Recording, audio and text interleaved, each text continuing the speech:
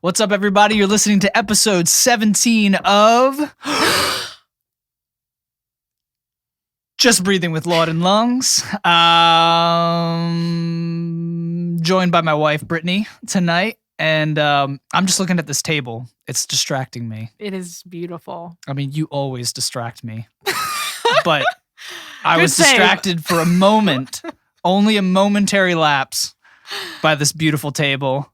Shout out to my friend Mango, who built this for us.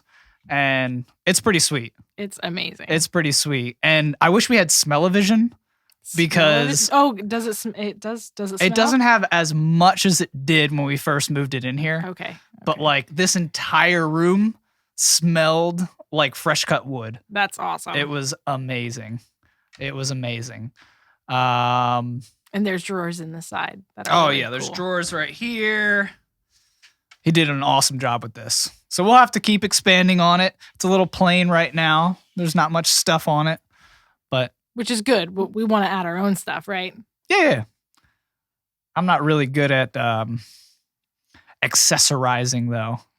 So yeah, maybe those watching on YouTube that can see this table, maybe you can leave a comment and let us know what to put on it. Yeah. Um, I'm a no clutter fanatic, so it will be something simple. yeah. Who said it was your table? Well, shouldn't be cluttered.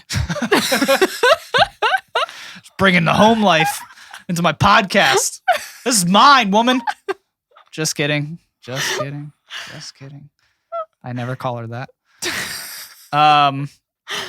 Yeah. So if you didn't know, I'm joined by my wife, Brittany. That's why I talk to her in this way. I don't talk to everybody in this way. But I love her.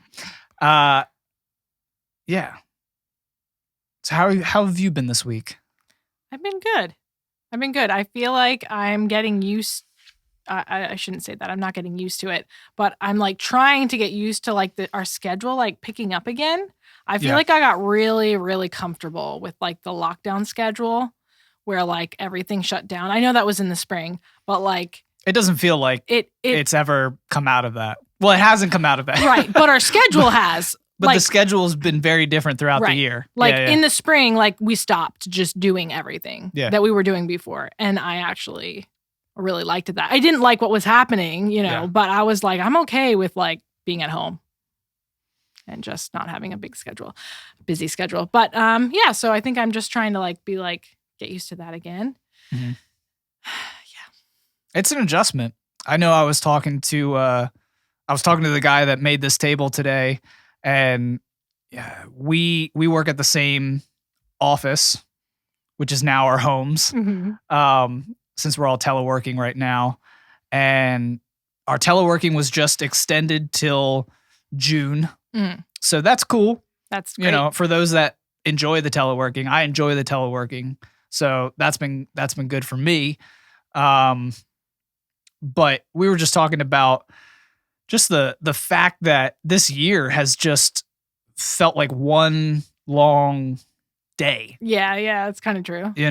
Like it's December already. It's crazy. 2020 is almost over. That feels really weird. Yeah, to think. Like that's the strangest thing to me, that 2020, I'm kind of done calling it the crazy year, this crazy year, these strange times, this isn't every year crazy though. Hard times. Like I'm kind of sick of it. Yeah. You know what I mean? Like, yeah, it's not been great. Right. In some ways. Mm-hmm. But you can always look at the other side of the coin and say, but in these ways, right, it was pretty great. That's true. That I was looking through like photos the other day, just from 2020. It was a great year. Yeah. We were blessed with a great year. Yeah. So some other people, I'm sure it wasn't as. I'm sure that there are some horror stories. Yeah. From this year. Don't get me wrong. And I want to fight for those people. I want to fight for the small businesses that got shut down against their will. Yeah. While Amazon and Walmart and Target and all of these other big businesses are allowed to stay open. Yeah. How does that make sense? That's just awful. There literally is no logic to it. I think they would say because they have groceries. Sure. And Amazon, so do these you small don't walk businesses into. sometimes. Right. Like what if it's like I don't know, what if it's like a novelty business, like a vegan business or something, Right. where these people are like, we are super safe. This is celiac friendly. Right. This is like the real deal health food store that maybe goes above and beyond like a Whole Foods Right. or something like that. I think Whole Foods is still open. Yeah. Mm-hmm. You know, they've never been locked down. So like I still want to fight for all of those people, but I want to change the narrative in terms of just our attitudes towards this whole year. Right. You know, I think and I think that's just a little bit of a rebellious spirit in me. Because we've just been told all year that this is the worst year of our lives. And I just kind of feel like I want to say, no. Yeah. It's been a great year. My kids have grown. I've grown with them. You know, I've gotten to see them more through this teleworking. We found out that we can telework and it works. You know, it would have been something that would have never been tried at my office. That's true. Just because it's new, it's change, it's a hassle. It's a hassle, so, right. You know, they would never have tried it, but they were forced to. And it's been great. Mm-hmm. You know, productivity has gone up, effectiveness of our systems have improved. So it's been a great time in terms of that. And I think a lot of people have sort of, if their jobs weren't lost or shut down or whatever during this time, you know, at least in some industries we found that we can work from home and be just as effective. So that's looking at the positive, right? You know, not denying the negative, not trying to go around it or negate it, but to go through it with a positive attitude. That's a good way to explain. Because I think you need to bring some people with you. You know, there are so many people that are just so hurting and so down right now, and they don't need another negative Nancy. That's true. Telling them how bad their life is. I mean, like that's how bad things progress and how bad things happen to people is when you surround yourself. And right now we kind of have a country of negative Nancys. And you open up social media and everybody's fighting about the election. Everybody's fighting about COVID. You know, everybody's fighting. It's been a great year. Yeah. It's been a great year.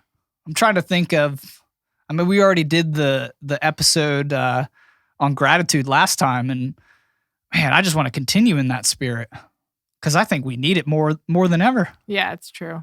You know, we came out of Thanksgiving and it's just like at the start of COVID. Everybody thought at the beginning of COVID, like, hey, this is crazy. This is a nuts thing. We don't know what this is. We don't know how bad it's going to be, but maybe this is an opportunity. You know, maybe this is an opportunity kind of like after some people are, you know, too young to really remember this, but 9/11. You know, I was 10 going on 11 around that time, but I remember it vividly. Yeah. I just remember, you know, I remember first gathering at my church after that. And that church was packed with people that I didn't even know that were just like praying. And like, who knows what their faith backgrounds were. They just knew that they needed community at that time. And they all gathered. And we didn't ask, what's your religious affiliation? We didn't ask, what's your political affiliations? We didn't ask, what's your race? We didn't ask any of these questions. We just came together because we needed community at that time. We were all hurting as a country. Yeah. And I think that's what everybody at the beginning of COVID really thought was going to happen. You know, that people, what do you we mean? We thought that we were going to come together. Oh. Because it was just such a hyper political. I think we did. Years. We did come together and then it unraveled and that didn't stay together. We did it first. Yeah. We did it first. And it's so frustrating that we couldn't keep that going. Yeah. We had to just kind of devolve back into our old ways of thinking, our old ways of communicating. Right. It's almost like, I think it's kind of like as soon as you get to some sort of normalcy, even normalcy in something new, like the craziness of what was happening with COVID is like, then you just go back to like trying to win the game again. And so that Sure. I think that's just, It was an election year. it's just human nature, but you can still find, like you said, you can still find the positives, and everything that's like awful that happens, you can still look for opportunities, because there's always opportunities. Yeah. Even though maybe it's not great, not a great situation, but there's always, new things. Well, and I think there's a way that people of certain moral backgrounds or moral characters can look at situations that are going on and address them in a way that is helpful. Mm-hmm. That maybe just ideologues, people that are just so hyper focused on a set ideology can't. You know, and that's what's kind of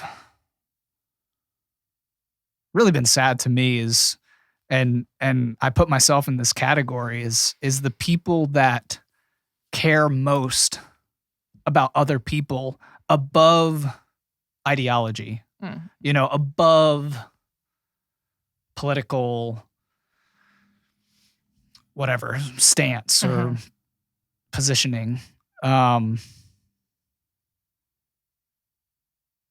We didn't step up during this year, and that's kind of what I'm getting to the point where I'm kind of disgusted with myself.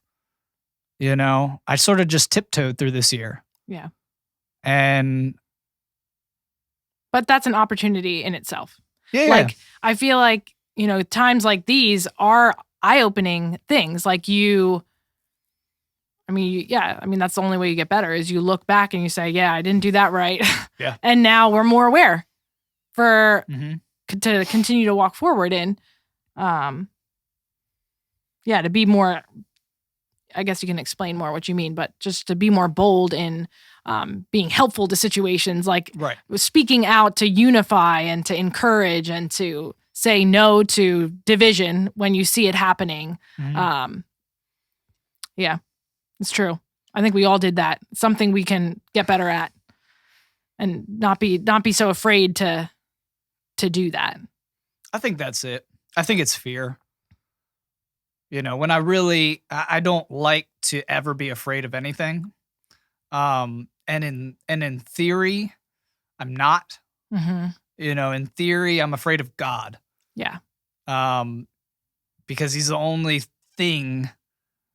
being in this universe that I should be afraid of. Yeah. You know, I shouldn't be afraid of any natural thing. I shouldn't be afraid of any person. I shouldn't be afraid of any situation. But that's in theory. You know, it happens. And it's definitely happened this year.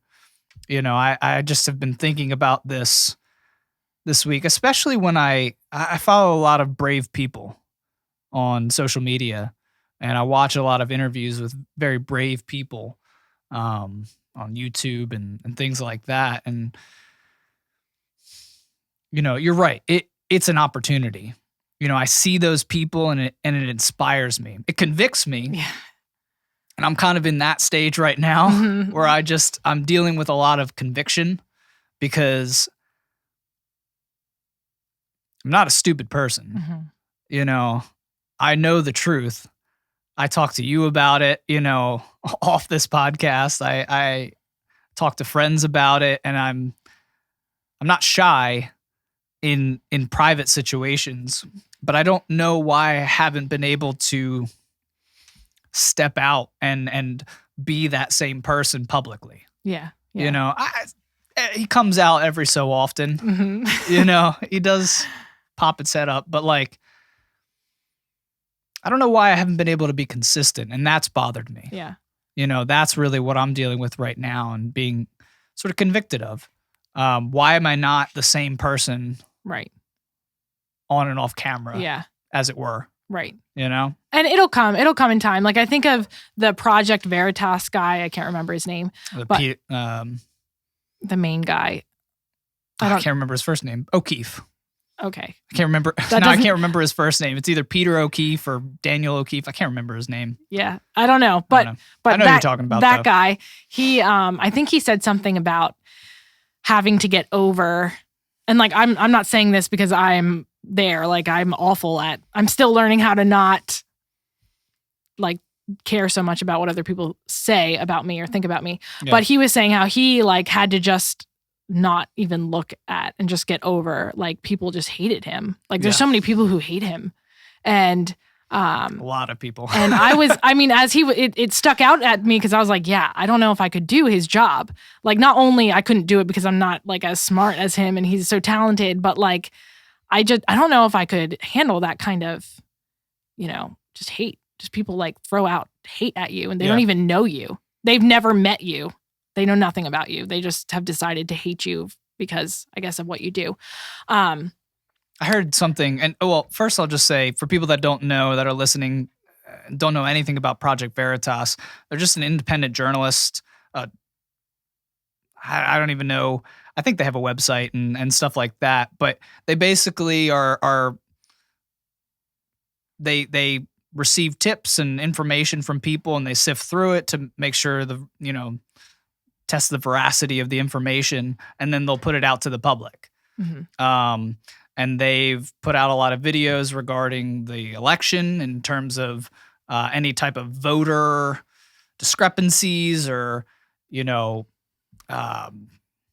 possible mispractice in the election. Before that, they've exposed a lot of people just doing undercover work at, Facebook and Google and YouTube. They've kind of gone undercover and done a lot of work in that way. And they're a great organization. And Peter O'Keefe, I think it is Peter O'Keefe, is a really, really strong individual, like you've said. Mm-hmm. I mean, he takes a lot of crap. Mm-hmm. My favorite thing, though, and these are the videos you have to watch, he does these regular retraction videos, and these are just because he sues everybody.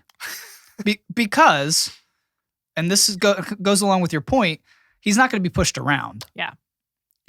He's in this fight, and he's in it to do his best. Yeah. And anybody that's going to come at him and say he's not doing his best, or he's not being ethical, or he's not... Which is his whole thing. His whole thing is... That's like his life work. His life work is journalism. Yeah. Real journalism. Real journalism. He believes that people need to know the truth about everything. Mm-hmm. Mm-hmm. And anybody that's being untruthful, anybody that's trying to hide things from you, he wants to find out about it and tell everybody. Mm-hmm. So people accuse him of being a grifter and some sort of shill. I hate that word. For the Republican Party. Mm. He's put out videos against them too, right? Yeah, during all of this election, there was a case in Texas where this lady was like literally going house to house, offering gifts to people and helping them fill out their ballots and helping them vote for this Republican guy that was running there. Yeah. So he's not, politically this way or that. Right. He's exposing the truth. Yeah. So that's a little bit about him. What I was going to say though, sorry. What is that I think he said that he has to he kind of stopped looking at those comments. Like he almost has to he just stops. And he almost like puts it behind a door, Yeah. Unless I didn't even finish the one point about the retractions. Oh yeah. So his retraction videos are basically when he goes and he threatens to sue somebody that has spoken. I don't know if it's spoken libel. I don't know how to say that correctly, but basically have been libel in regards to him. So like someone on Twitter yesterday, because he released all of these tapes that he's been gathering for months on CNN's morning meetings. I gotta listen to this. And I didn't find any like bombshell stuff yet. I mean, we all know that CNN is a biased news organization, and they're dying. So good riddance. But someone basically on Twitter, like a verified user on Twitter, put out that he was a felon, and like a convicted felon, and he was a grifter and all of these things. So he basically sent a letter to her and was like, "You're being served unless you retract what you've said and put out the truth. This is what's coming." And he does this with everybody. Yeah. I mean, he's brave in that way too. He doesn't mess around. He's like, "I'll go broke I've heard him say that. that my name is not obscured." Yeah. And he doesn't have a felony. Yeah.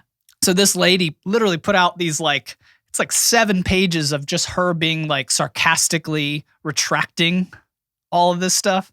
Now he made it into a joke. Yeah. It was pretty hilarious. He read it by like a fireside, like because it was so long, all the stuff that she had written. She was probably so angry. Well, she several times in this said he is not a convicted felon, and then she goes on to like say all of the other things that she hates about him. Yeah. Which he was fine with, and you do kind of have to be fine with that to be brave. Yeah. You do have to be fine with some people hating you. And I think I'm scared of that. Yeah. Well, it's hard because you have, and I could be wrong with this. This is just an opinion or observation, but it seems like it's like the very vocal people that seem to affect you because they're vocal, but you have no idea what everyone else is thinking or feeling. And usually it's not as like fiery, I mean, I could be wrong, but that seems to be the case in general. Oh, you're saying sort of maybe my So what you would see, like what he probably sees, is a whole bunch of hate at him, which there is a lot, but the majority of people are thankful for the work he does. Yeah, no. But they're not going to go out there and be like, "You're the best," like shouting it. And even if he does see that almost passes by you because you're like, "Okay, well, thank you." It's the things that are hurtful that like kind of stick in you that you can't just like, pass by. Yeah. And this is an issue too, though. Why aren't there people saying this guy's the best? Right. Why don't we do that? We don't do that. Yeah. Because they're scared. Yeah. Because this guy is a he that shall not be named individual. Mm. I know people that used to bring this guy up that literally act like they don't remember him. Mm. Like, wow, prominent people that I've followed that just sort of maybe once in a while when he releases a bombshell story, they'll refer to Project Veritas, but they never have him on their show. They never, you know what I'm saying? Yeah, I know what you mean. It's this weird world where we try to erase people from living memory. And that's allowed to go on because people don't say anything. Yeah, that's true. And I'm not saying I need to be this active Twitter using, I think some of the people are nut jobs that are they go too far in this fight that is mostly internet based. Yeah. You can get sucked into that. And that's no place for me. Yeah. I have no desire to be stuck on social media. I like to stay away from there as much as humanly possible. But that is where a lot of the fight is. So you have to be sensitive to that and find that balance. And I'm also struggling because like in past episodes, we've talked about just the fact that, and like I mentioned earlier, I care so much for people. And I care so much for all people. I care so much for the liberals. I care so much for the conservatives. I care so much for the sort of people that feel disenfranchised and don't feel like they have a party right now. And that's good. And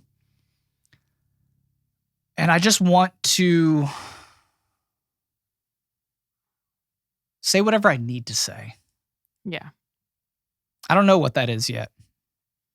I just feel like I've been definitely self-censoring myself this year. And I don't want to do that. Yeah. I kind of feel gross doing that. I didn't even realize I was doing that. Yeah. And then you just kind of look back on this year, you look back on some of the things that have happened in our country, some of the things that have happened in our families, some of the things that have happened in our church, some of the things that have happened with our friends, whatever. And I just realized that, man, I didn't speak truth into that situation, or I just kind of shied away from this, and it just makes me sick. Yeah. I just feel gross. I think actually, so for me, well, maybe it's because I'm not on like social media as much, but I feel like that is the hardest. The people that you like know the most or you love the most and you're the closest to, it's almost hardest to speak truth to them because you desperately don't want them to take it the wrong way. At least for me, that's how I am. Like, but are they your friends? Right. And that's the key. But we've been told. See, this is a huge, huge thing, and I didn't mean to cut you off. Oh no, it's okay. We have been told, and we've definitely seen examples also of people that do lose friends, of people that do lose followers, of people that do lose income for saying the wrong thing. Right. And it's scary. Yeah. It's really scary. Especially on some of the topics that have come up this year. They're sensitive topics. Yeah. But they don't need to be censored topics. Right. They're topics best explored through conversation. Yeah. Through open conversation. I was just listening to, or we were listening to a show last night, and they were talking about some sensitive issues. And they were talking about the fact that like they would get banned, possibly their entire channel banned, if they said the wrong thing surrounding this issue. And it's like, how do we grow as a country? Yeah. How do we grow as a people? Yeah. How do we grow as intellectuals? Right. Just keep going up, in terms of scholarship. It is true. It's and I feel like it's that way in like real conversations that aren't like on a podcast or something, because like I even think about some things that came up earlier this year, and like I didn't talk about it or engage in the conversation because I hadn't engaged in that conversation before. Right. And so I was like, I don't know it. I'm not actually firm on my reasoning for what I think. And I'm willing to change on my reasoning on what I think, but I don't feel like this is a safe place. The problem is, do you know what I mean? Like it has to be a these... safe place because someone might just like destroy you or shoot you down, and you don't know what to say back. Not because you're trying to destroy them. You just simply haven't had time to think through it. Yeah. It's almost like you need good friends with differing opinions that you can actually like be okay with like not knowing, and they're okay with it, and no one's trying to destroy you. You're not trying to destroy them. Like, I don't know. Yeah. But I mean, that's another thing that, I really haven't expanded this podcast to be that. Yeah. I've talked about that even in the past, like wanting to have some people that I disagree with on and say, hey, these conversations can happen. Right. And I've not been brave enough to reach out. Yeah. And just see if I can make that happen. Mm-hmm. I'm not, me, I'm not afraid of that. Right. But I'm also, here's another side, laziness. I've really, in my sort of self-reflection, have noticed just an intellectual and I would even define it as a compassion-driven, my compassion levels have just been low. Like they just, I haven't been driven enough to want to make these conversations happen. And I think they really would stem from a place of wanting to grow intellectually and in compassion. Yeah. I think the greatest act of compassion is to say to somebody that you disagree with, I want to sit across from you and talk to you. Right. And listen to you and respond to you. Mm-hmm. I don't know of any other way that would be more caring and intimate than that. Right. And so what an opportunity that so many people have, and we just don't take advantage of it, and I'm speaking of myself. I want to do more of that. 2021 is right around the corner. And like, what an opportunity, New Year's resolution, Right. have more conversations, talk to more people on this podcast, talk to more people at the coffee shop if they don't feel comfortable doing it in a public setting. We got to talk. We got to talk, and we got to be brave in our words. Because I think earlier this year, some of the situations that you're talking about, the loudest people that, were the overnight experts. It's true. Became the voices of, or became the answer, really, to a lot of these conversations. And, the people that have actually studied these things and had the receipts, they got drowned out. Yeah. Because the majority that maybe thought, and I'll just bring it up, I think, are you talking about a lot of the race stuff that happened earlier this year? Yeah. Well, I was talking about a lot of stuff, but that was one of the things. Yeah. I think that was a major pivot point for our country. Mm-hmm. And we kind of failed in that regard. Because I think a lot of people had knowledge and didn't share it. Yeah. During that time. Yeah. I think a lot of people had enough data and they had enough of a message from people like Martin Luther King Jr. Yeah. And like Malcolm X. And like all of these people that have gone before, and the Booker T. Washingtons and the Frederick Douglass and all of these different black men that have spoken before and sort of laid the groundwork for how they foresaw our country unifying and coming together and living up to, especially with Martin Luther King. I mean, he preached and he spoke to the ideal America, and he spoke it into being. Yeah. The Civil Rights Act was us rectifying what we had not been and should have been from the very beginning, right, according to the principles of our founding. Yeah.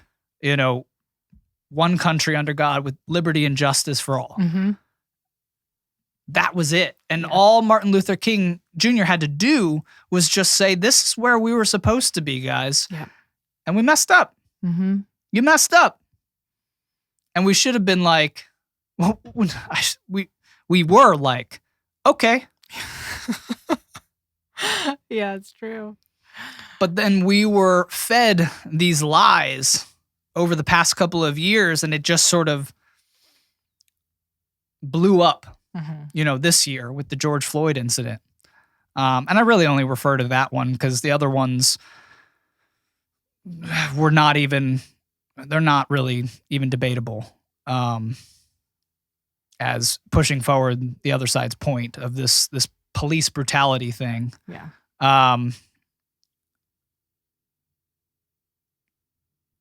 But man, Martin Luther King Jr. was clear in his messaging to the American people. Live up to the principles of your country, our country. He was like, I'm a part of this country. I just want to be a part of it fully. And I want all of the provisions that it offers you. And we did that. And instead of celebrating, we've gone backwards and tried to go even further back, even before the founding of this country, to 1619, when the first slaves came over here during the British Empire. It's fantasy land, and we should have spoken up. This is one instance that I should have been louder. This is one instance where I just didn't feel knowledgeable enough. Yeah. I didn't feel brave enough. Yeah. I didn't feel like I could really take the criticism that I knew was coming if I did speak up. I just didn't feel strong enough. but I do now. Yep. You know, I really do. And I feel like, especially the message that Martin Luther King spoke in terms of colorblindness. Mm-hmm. And I heard a really great interview. People can look this up. This is a recent interview between Coleman Hughes, who's he's a scholar from Columbia University. He's African American, but he's writing a book. Oh, it was between him and Jordan Peterson. Okay. But it was on Jordan Peterson's daughter's podcast. Okay. So it was Michaela Peterson's podcast. But Coleman Hughes is writing a book right now on kind of this message of returning to a colorblind society. Mm-hmm. And he's not talking about it in this literal sense that we shouldn't see color, Right. because that's ignorant. Mm-hmm. We obviously see color.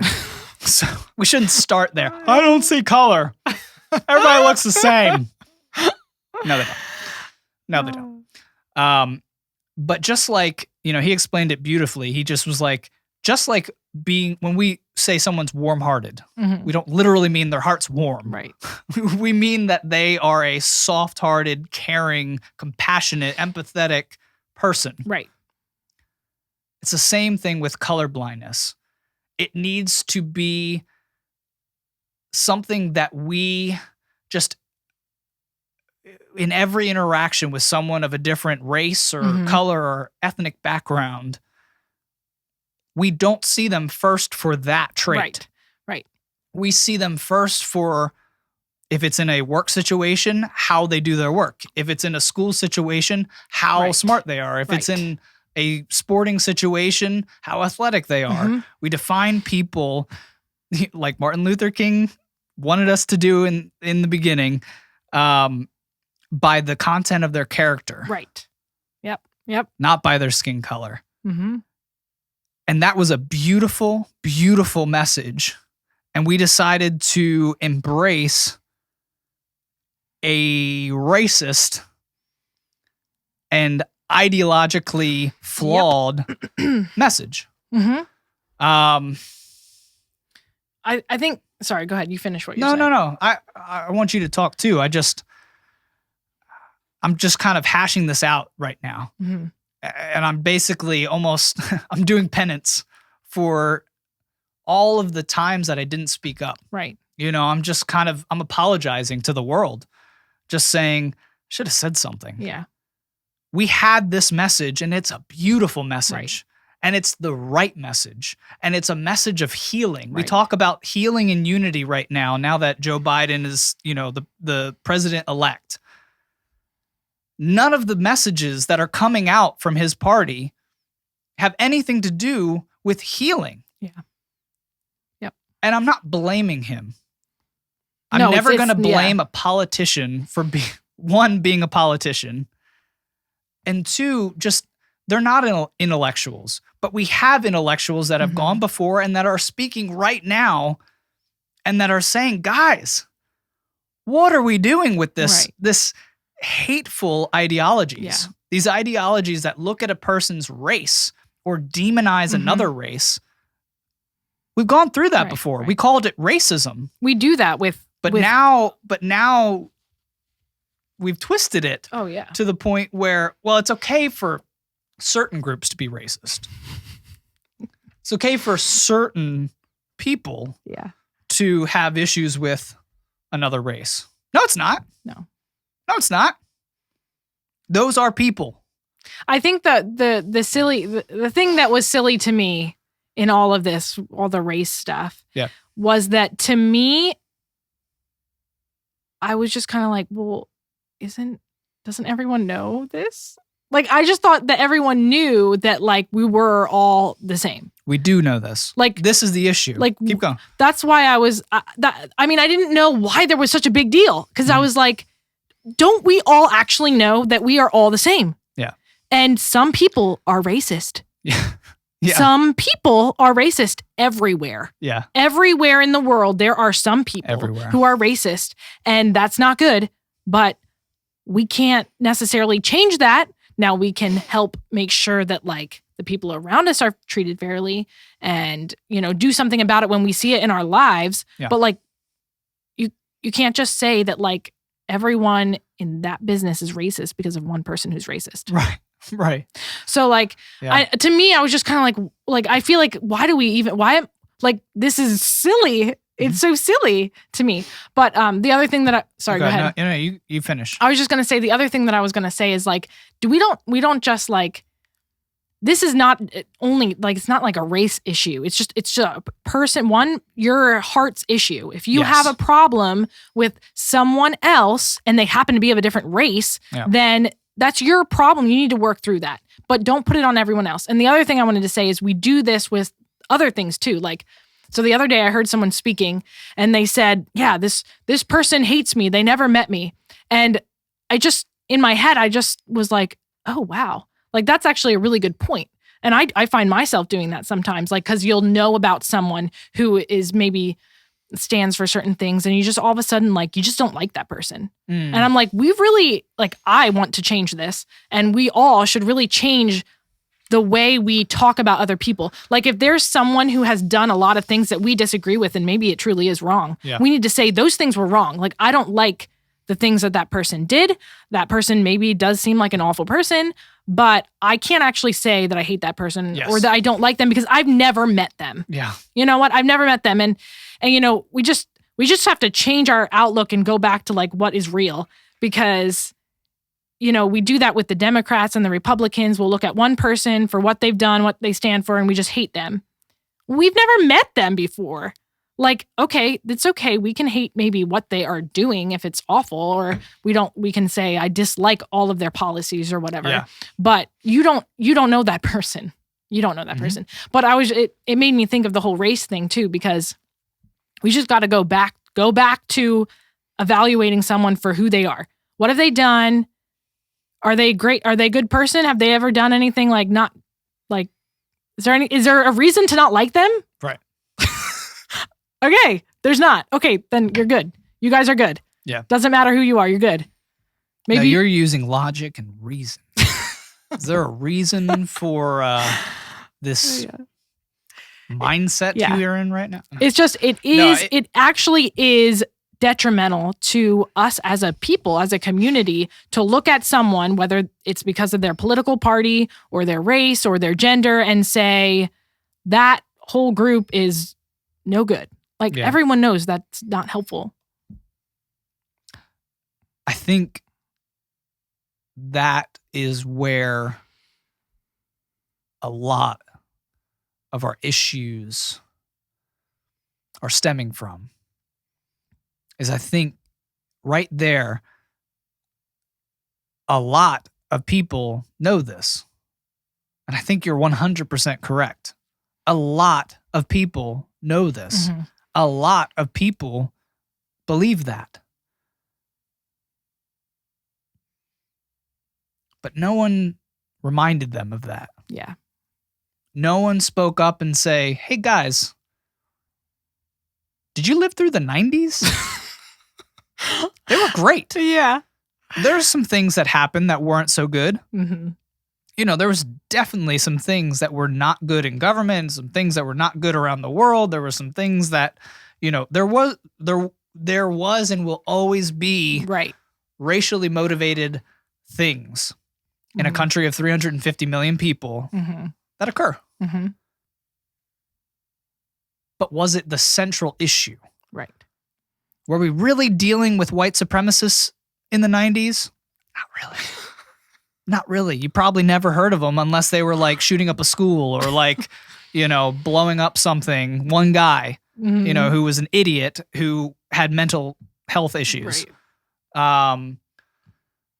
It wasn't a factor, but we let it be a factor this time. Yeah. Mm-hmm. We didn't wait for the facts to come out. We made a decision based on one video of a man putting his knee on another man's neck. Mm-hmm. And it was a gruesome video, and it should have never happened. Mm-hmm.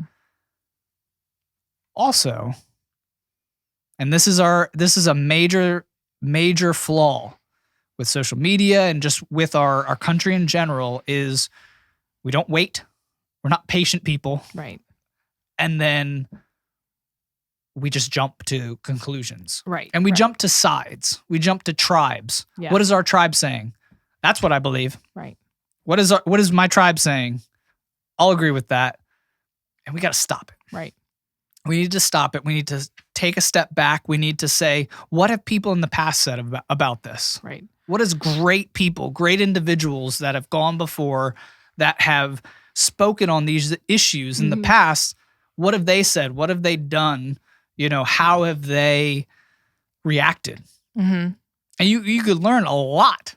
Yeah. Because there was much more horrible situations than George Floyd right. that have happened in our country. There have been much more racist issues. How did the community respond? How did the Black community respond? How did the white community? Yeah. How did the abolitionists that fought for Black people? How did they respond?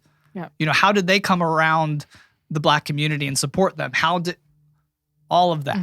We did not do a great job on. We took sides. We either said, well, there's a problem with crime in Black communities. That was kind of the conservative side. There's an issue there. And there's a huge database. There's a huge data collection backing that up. But is that the right message for the time? Is that the right message for people that feel like racism is still a central issue in this country, regardless if it is, regardless if that is truth? That was another thing that went on. Yeah, I think one of the things that would be helpful is if we were just like, let's deal with every situation that comes up as that situation. Like, let's deal with a problem, like a real problem that happened, that one problem, and deal with that issue and not generalize it unless we're seeing connecting, like we're actually seeing a pattern. Well, but this is the issue though. There are patterns that, and there's a lot of, there's so many variables to this thing. There's a lot of, lies,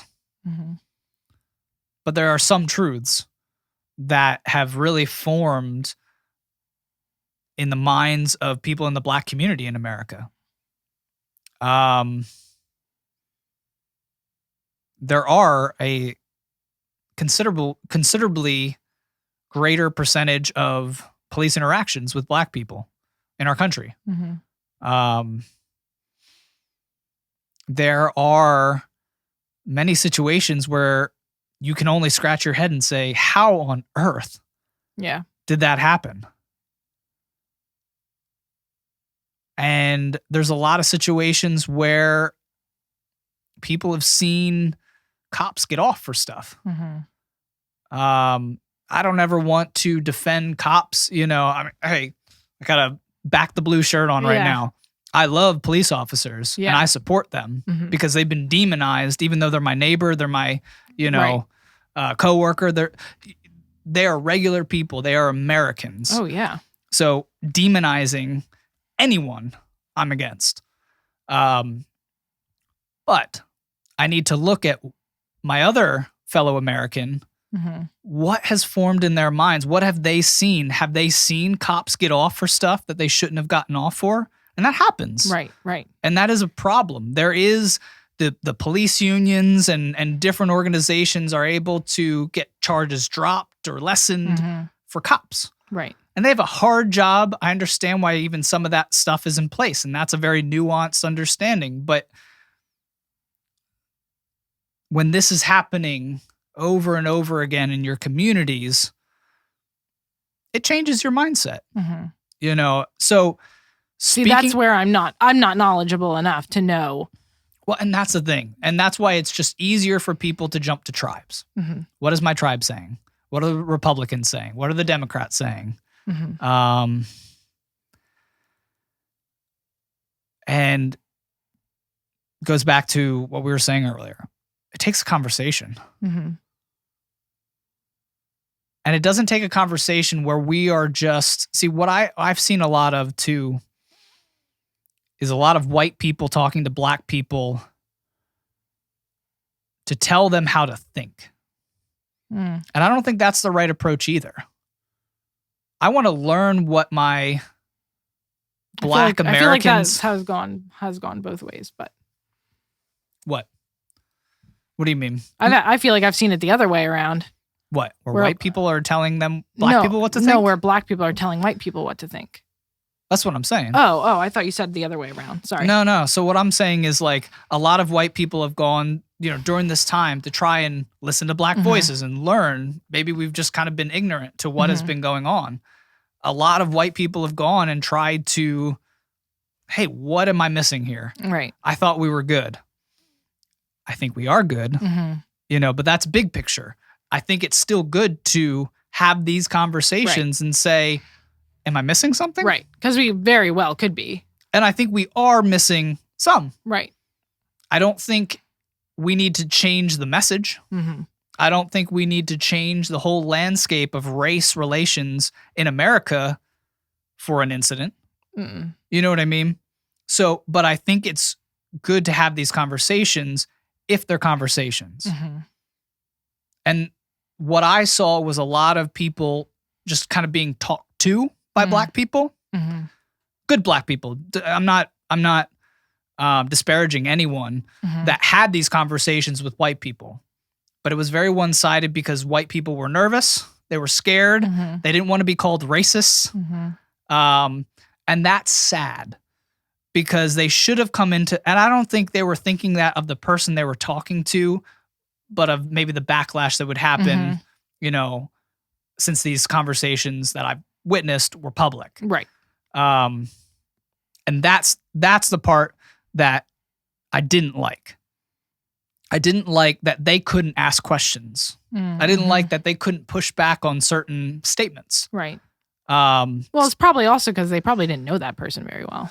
Sometimes. Like I would feel uncomfortable doing that with anyone. Sometimes. But I didn't know that well. But some people were talking to friends. Oh, okay. And just kind of getting their perspective from people that they knew and were just friends with. So we need to have good conversations. Yeah. Conversations that lead somewhere. And where both parties feel like they've grown. Yeah. If you just have people talking down, if I'm just talking at you this entire podcast and I don't listen to something you say and learn from it, this was not a productive conversation. Yeah. No one enjoys that. No. And right now I've been talking for the majority of this, which is this is my venting session. But at the same time, I want to know always what you have to say. Right. When you inject something, I've said this in the past, like you come at it. Yes, maybe you don't follow this stuff as closely as I do, but you come at it from such a authentic point because you're just feeling it. And we need that too. Sometimes we need less. You need both. You need both. That's a better point. You got to have both. Yeah. You need the intellect. You need the data. You need all the facts and all that good stuff. But you need people that just feel too sometimes. And then I think it could go too far down that path also. Just as a disclaimer, I think most of the arguments being put forth right now are emotions based.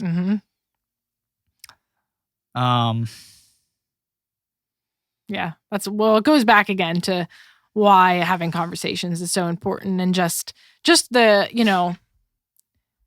everyone's perspective is important because it helps you see things in a new way and understand things better.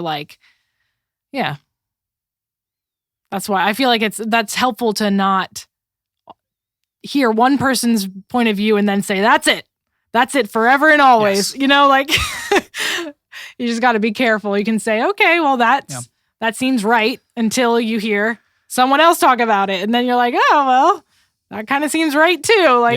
It takes work. Yeah. It really does take work. And I I always love to encourage people to, man, find those conversations that are uncomfortable for you with That's people easy. that you don't agree with.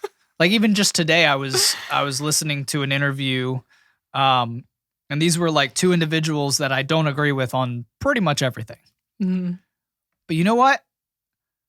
I learned two things. One, I learned that these are people that would be opposite of me, politically, I guess you would say, opposite of me ideologically, on a lot of issues.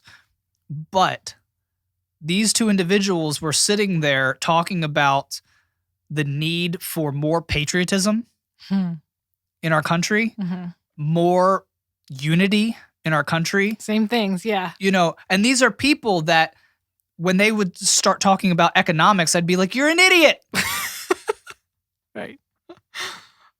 But they're Americans. Yeah. And they believe in this country. Yeah. They want this country to thrive. Yep.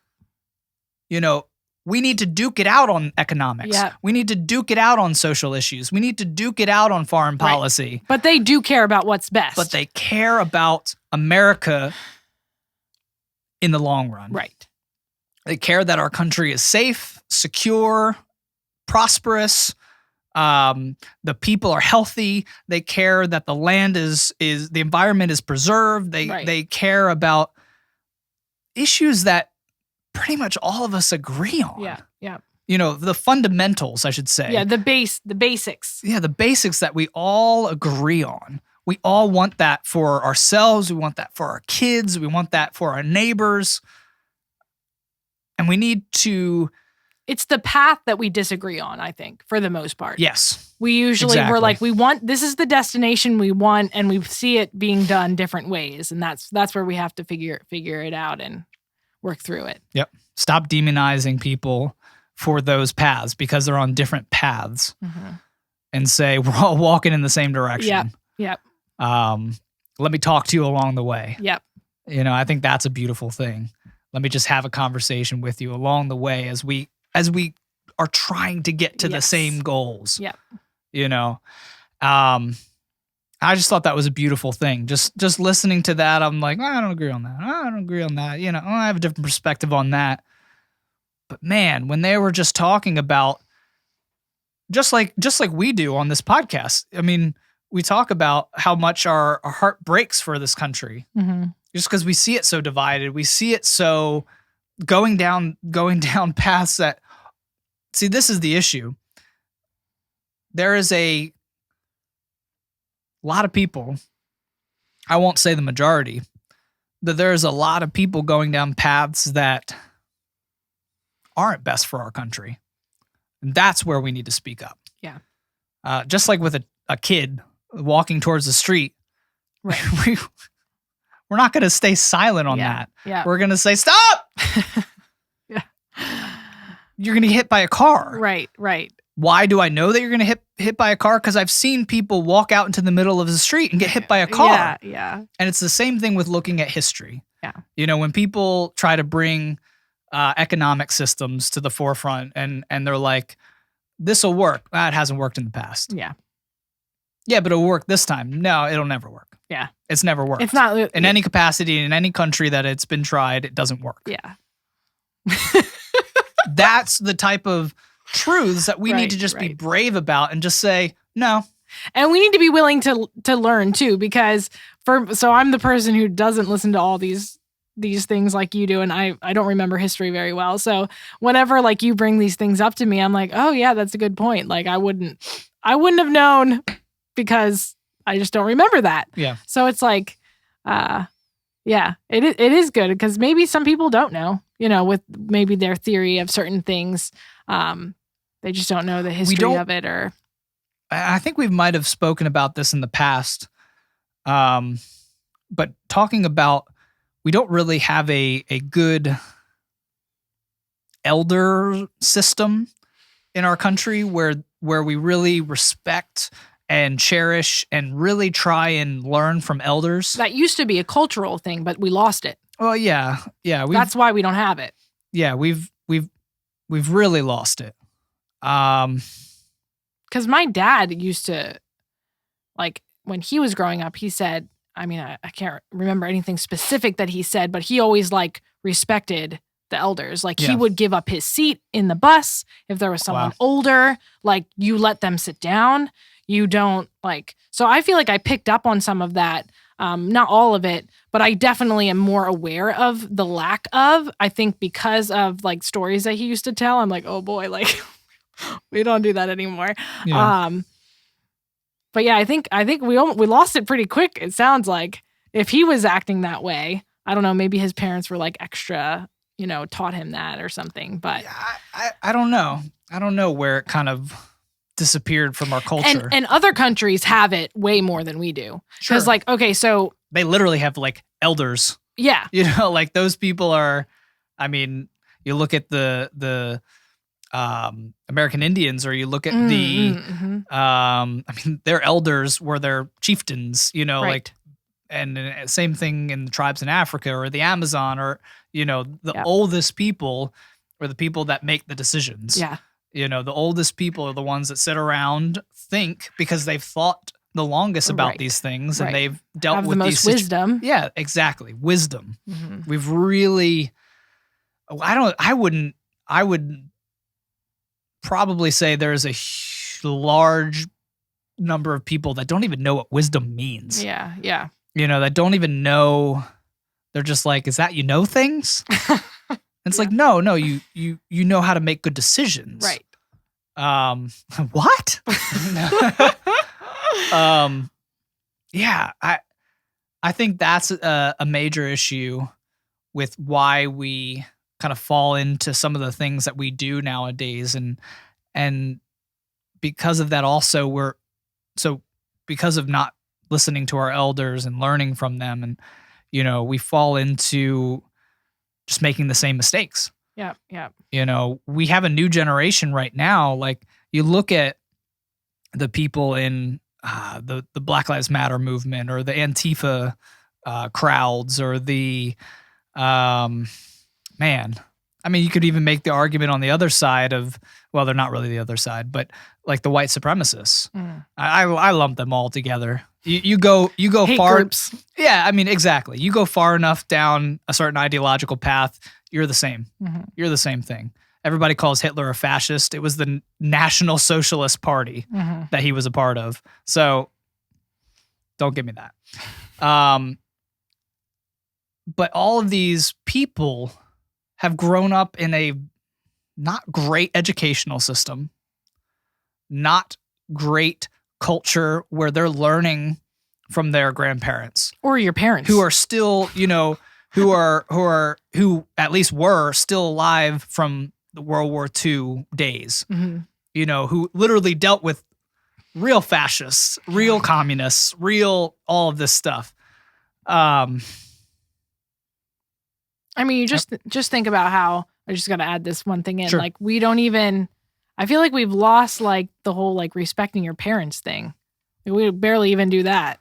So yeah, maybe it stems from that. So like, maybe it's not. Why would we respect our elders if we can't even respect our parents?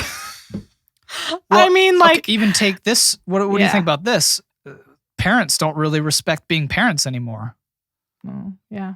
They don't even respect their job as parents. Well, yeah.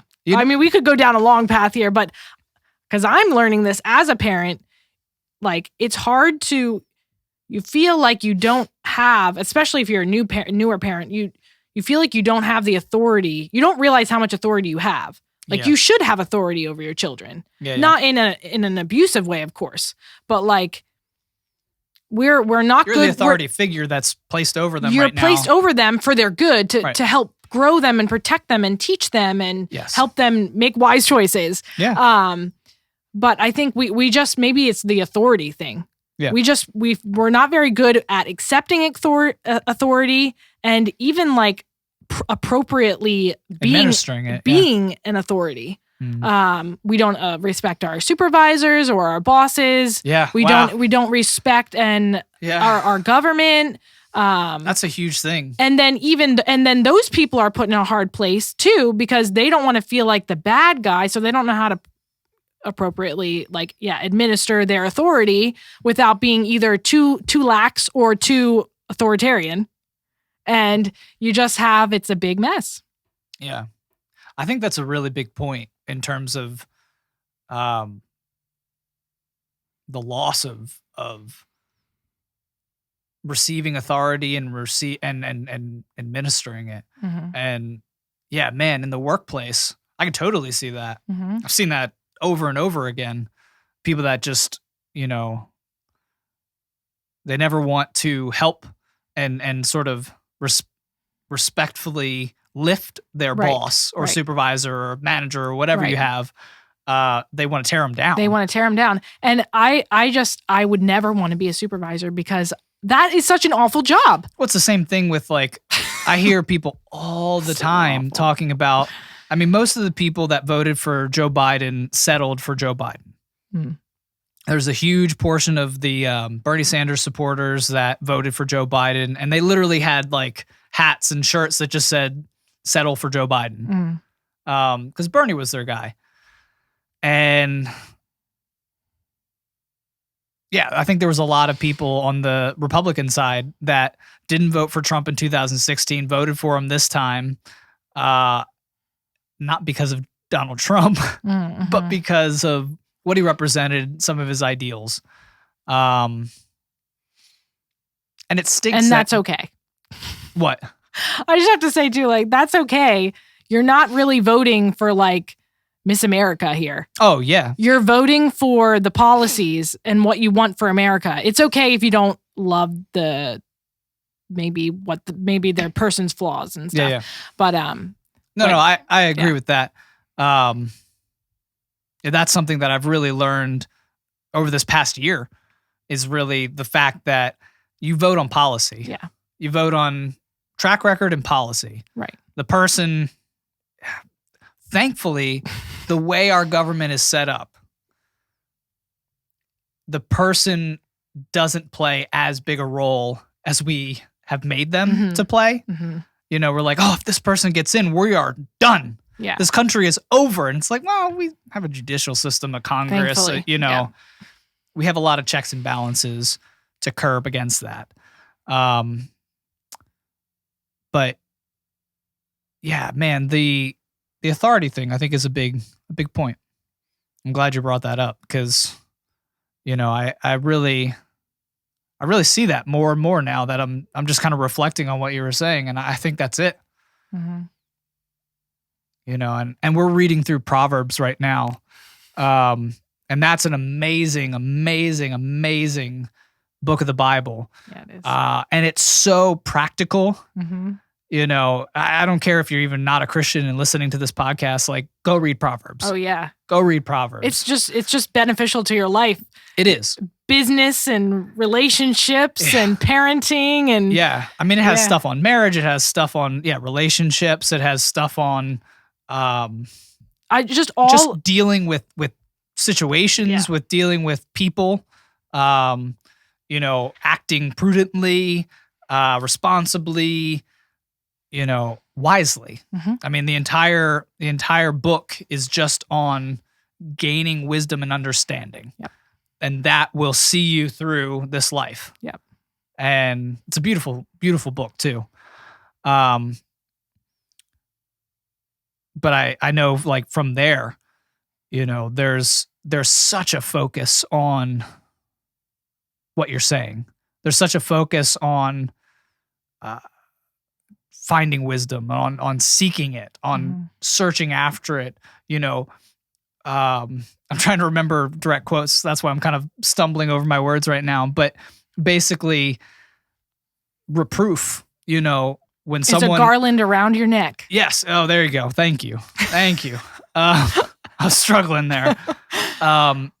Yeah. We're supposed to really take that and love it. Yeah. We're supposed to love when someone corrects us. Right. We're supposed to take that to heart and say, man, I'm so glad I have an opportunity to learn right now. Right. It says instead we just get defensive and either attack the other person or close up and not listen to that person or Yeah. Proverbs makes you feel like a fool. I just have to say, or maybe I'm just learning that I'm a fool. But like, because you read through it and they're like the wise man like takes reproof and learns from it. Yeah. And gains deeper understanding. And a fool like just gets angry. And you're like, oh, okay. Yeah. And like as I just read through Proverbs, I'm like, oh my goodness, I just need to never talk. And I'm a fool. And okay. I'm like, okay, I'm very humbled right now. But, it's not an easy read, but it's a super beneficial read. Yeah, it's so good. I think this is the direction that, and the conversations and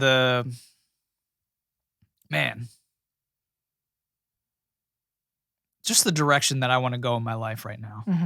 2020 needs to be different. 2020 needs to be bold. 2021, you mean? Yeah, that's what I meant. I don't know. Where are we at? What year is this? Yeah, but Repoof. It's getting late. We gotta wrap this up. Yeah. Oh, yeah. But 2021 needs to be different. 2021 needs to be brave. 2021 needs to just be filled with truth. Yeah. That needs to reign again. As just, that needs to be what we seek. That needs to be what we treasure. Yep. That needs to be what we value, is the truth. Yep. Not convenience. Not the easy answer or the easy way out or whatever you want to call it. Mm-hmm. But the honest, thought out truth. Mm-hmm. However that comes. Right. You know? If it hurts us, good. If it helps other people, good. Mm-hmm. If it unifies us, good. If it divides us to then bring unity, good. Right. You know, we need to just go after it. We need to do that in our politics, and we need to do that in our churches, and we need to do that in our schools. Mm-hmm. We've lost that in our schools. Mm-hmm. These are education. This is where you're supposed to learn truth. Yeah. And we're getting weird ideologically based hypotheses. Not even theories, because you can't even scientifically begin the process. We're just getting,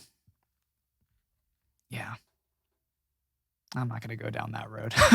We'll be here for a while. We'll be here for a while, but we need truth. We need more of it. And when we know it, we need to be brave and to speak it out. And I'm kind of calling myself out. And if I ever feel like I'm backsliding into a fearful place, you know, I'm just going to bring up this episode. I'm going to say, JC, stop acting like a wuss. Get off your butt and tell the truth. Yeah. That's the direction I want to go for my kids. Yeah. You know, I do talk about culture and everything like that. I feel a lot of pressure as my kids get older. Do you feel that? I feel just a lot of pressure in general. Yeah. About parenting my children. Well, yeah, just raising children in general. There's a lot of pressure. There's a lot of pressure. But I just especially feel a lot of pressure to really make sure I'm doing everything I can to make a world that I want my kids to live in.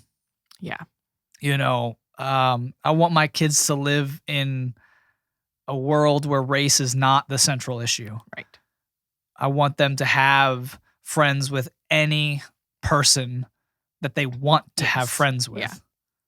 I think regardless of anything. Yeah.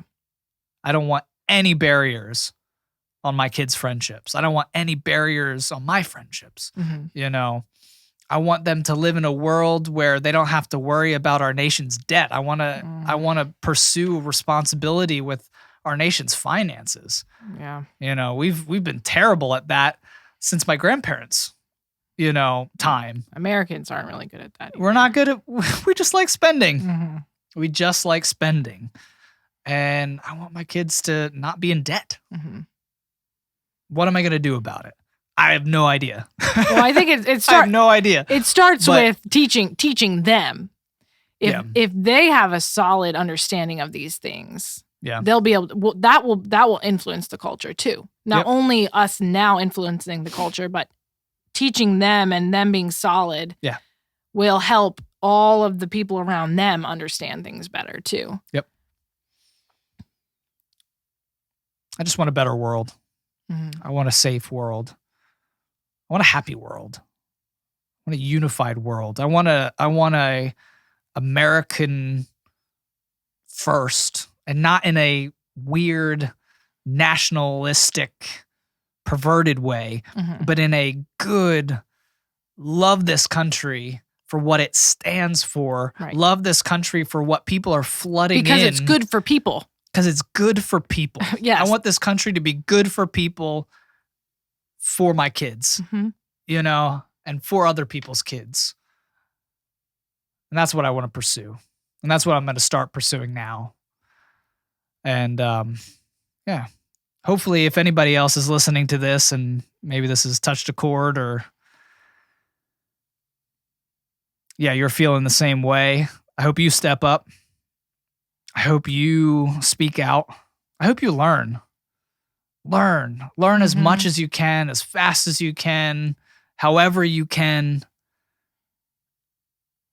Understanding is such a beautiful thing. Once we're able to understand hard things, it really opens up a lot of doors. It opens up more conversations, and truth can take its rightful place back in those where it's supposed to be. Right. So, let's wrap it up. Thanks everybody for listening. I hope that you are having a great 2020.